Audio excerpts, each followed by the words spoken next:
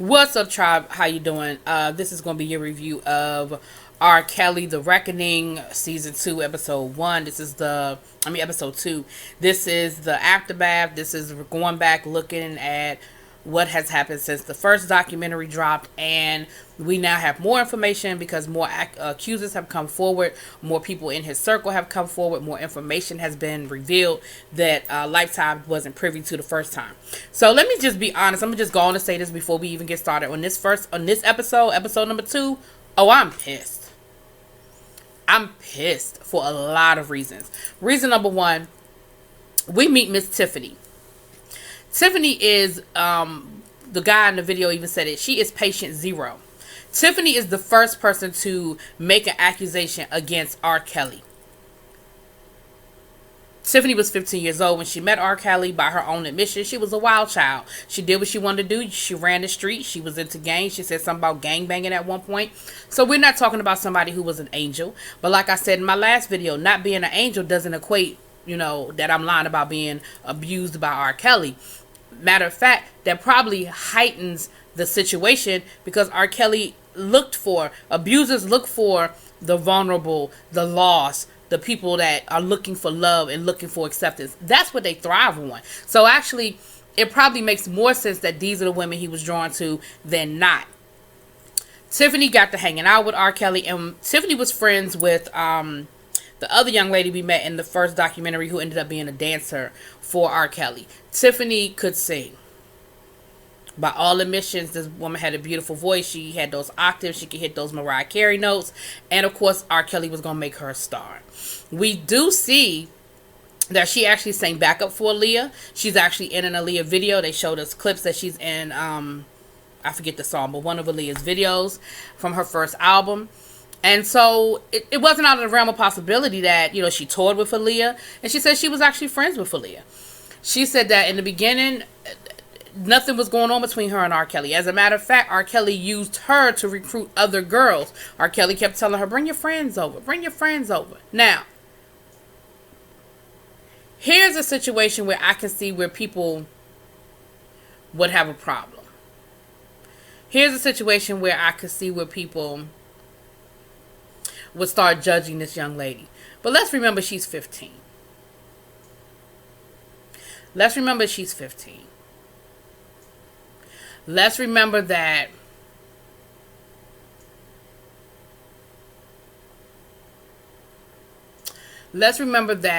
she was looking for love and acceptance. The more she brought her friends around, she said he ended up having sex with all of them.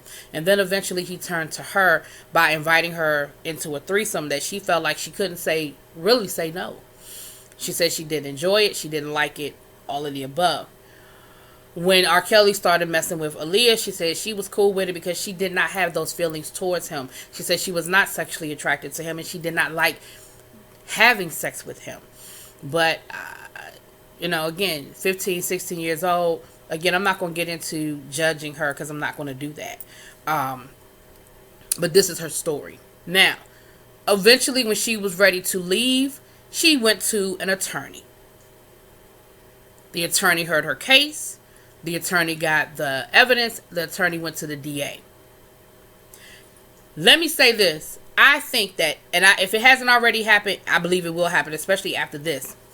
Every single victim should sue the hell out of the state of Illinois and the city of Chicago. Because the DA dropped the ball and the DA created an environment for this to continue for 30 years. And I say that because when Tiffany and her lawyer went to the DA with evidence that this man was having sex with this young lady who was underage,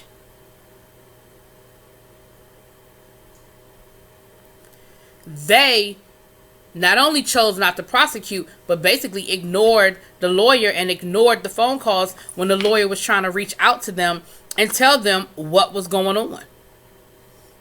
So not only did you not investigate, you totally ignored the possibility that this man could be a predator. She said that she was pregnant. She wasn't sure if he was the father or not. And when she talked to him, the way he talked to her was basically her wake-up call, and that's what urged her. because they wouldn't pursue a criminal case, they did pursue a civil case, and there was a settlement. And she said, look, the money was good. I'm not going to lie. She said, but I wish I had never taken it. I wish that I had continued to pursue the legal piece of it. All right. So we have that. Then we have the brother who need to have his ass beat. However, I understand that's your brother. You ain't want to get your brother in trouble. He said that he ended up with a videotape.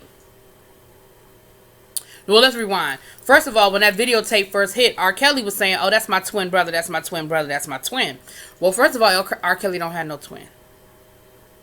And that's what he told his record label. And the record label was kind of running with it at first until they were like, wait a minute. You ever met a twin? Did he tell you had a twin? Did he tell you? They realized he didn't have a damn twin. So then he tried to say it was his younger brother, Corey. Corey said, what I'm not going to do is take the rap for you. I'm not about to be labeled no child molester, child predator. I'm not doing that for you. Are you crazy and have you lost your mind? So he wouldn't do it. He said, I'm not doing that. So then we had that situation. And he said that somewhere along the line, he ended up with a tape that was supposed, he thought it was a Stephen King movie. He popped it in a VCR, and it was R. Kelly having sex with a child. And instead of going to the authorities with the tape, he gave the tape back to R. Kelly, where R. Kelly ended up destroying it.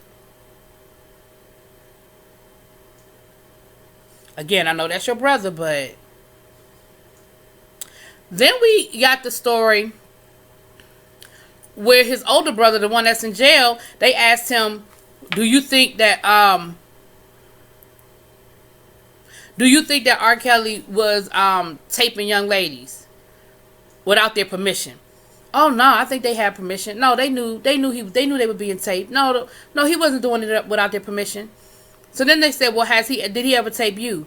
Yeah, he taped me. I was having a threesome and I didn't even know he was taping me. So you believe that he told 13, 14, 15, 16-year-old girls that he was taping them, but he ain't tell you? Really? Really? He gave them a courtesy that he didn't even give his own brother? Really? Anyway. So we see where the district attorney of Chicago had an opportunity to stop this. Then when they had the warrant, I want to say they had a warrant to go into R. Kelly's house to look for evidence. And they found more tapes. But there was something wrong with the warrant, or the way it was seized, or something technical went wrong. And so, but they knew that they knew that the tapes existed. They were looking for one tape and they found a whole bag full of tapes. And the DA still insisted, when they did finally charge him, they didn't even take any of that other evidence into consideration. They just focused on the one tape with the one little girl. Come to find out, that young lady was still living with R. Kelly throughout the whole trial. Her family took money, which we already knew that from the first documentary. But she was still living with the man. Still living with R. Kelly throughout the whole trial. It's a mess. Dame Dash was interviewed. Now, Dame Dash, sir, it might be a petty thing. It might be a little thing. But you started off by saying that Aaliyah didn't really give you a whole lot of details because it was painful for her, and she basically knew you would probably try to go find R. Kelly and whip his ass if you knew the full details of what he had done to her. But then you turn around and say what he did to her was so horrible, and all the horrible things, and that everybody around him knew what was happening. Which one is it, sir? Either she told you or she didn't. Are you speculating on how horrible the things were? I mean, of course, they revisit the whole marriage thing, the annulment. One of the things that the people said was that R. Kelly uses NDAs to his advantage. That he uses NDAs as a way to, curb all of this and stop all of these things from happening. What the one reporter said, that we wish that Aaliyah's family would cooperate. We wish that Aaliyah's family would talk, because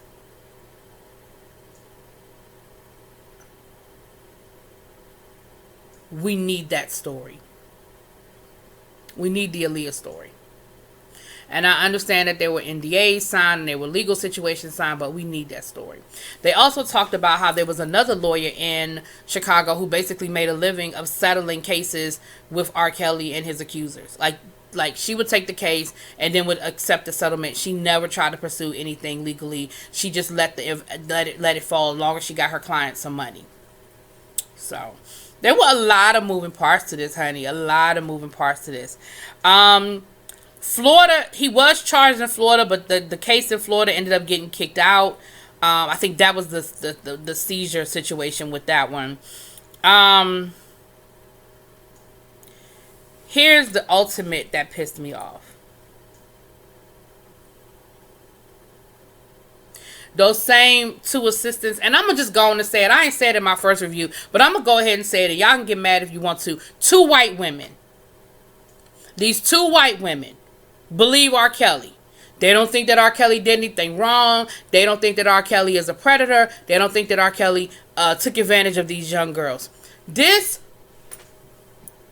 woman, because I was going to call her something else, had the nerve to fix her mouth to say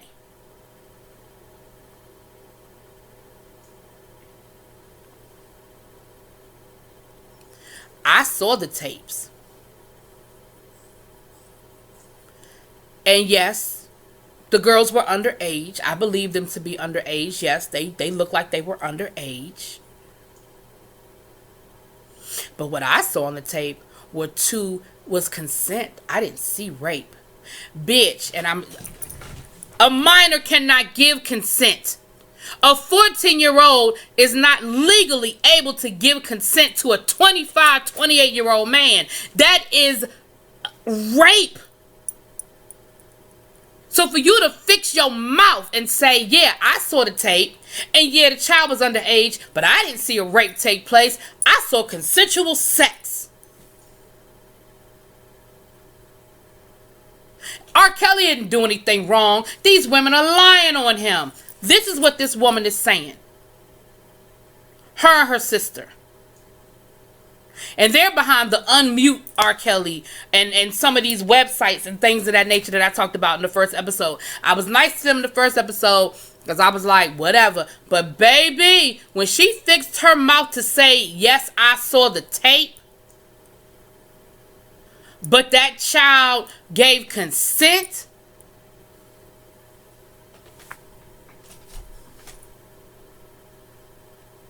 Anyway, y'all, that's episode 2.